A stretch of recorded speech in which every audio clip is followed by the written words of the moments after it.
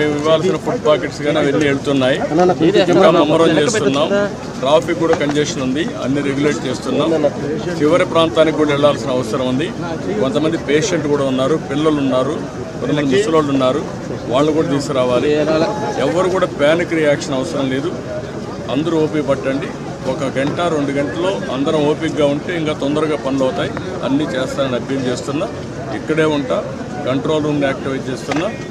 ఎంతవరకు చేయగలుగుతామో అన్నీ చేసి అందరిని ఆదుకుంటాం. 110 పైన బోట్లు పనిచేస్తున్నాయి. అదే మాదిరిగా 4-6 హెలికాప్టర్లు వస్తున్నాయి. ఒక హెలికాప్టర్లో ఫుడ్ పెట్టడం కానీ, లేకుంటే బోట్లో తీసుకుపోవడం కానీ, పేషెంట్లు తీసుకురావడం కానీ ఇవన్నీ జరుగుతున్నాయి. వర్షం కూడా పడతా ఉంది, అయినా కూడా ఎక్కడ ఆపరేషన్స్ ఆపం, అన్ని విధాలు. సార్, ప్రకాశం గారి 69 గేట్ దగ్గర బోట్లు కొట్టుకురావడం ఏమన్నా కుట్రే ఉన్నది? ఇవన్నీ ఇప్పుడు నేను అవన్నీ మాట్లాడను. ప్రతి ఒక్కదానికి మనం అవన్నీ మాట్లాడడం కరెక్ట్ కాదు. ప్రస్తుతం నా డ్యూటీ ఎట్టి పరిస్థితుల్లో కష్టాల్లో ఉండే ప్రజలను ఆదుకోవడం, వాళ్ళ ప్రాణాలు కాపాడుకోవడం, తక్షణ వాళ్ళకి కొంత సహాయం చేయడం అవసరం. అదే చేస్తాం. ఇంకా కూడా మనకు ఓవరాల్గా అక్కడే ఉంది 11,40,000 క్యూసెక్స్ ఆఫ్ వాటర్ వస్తుంది. అది ఎప్పుడు రానంత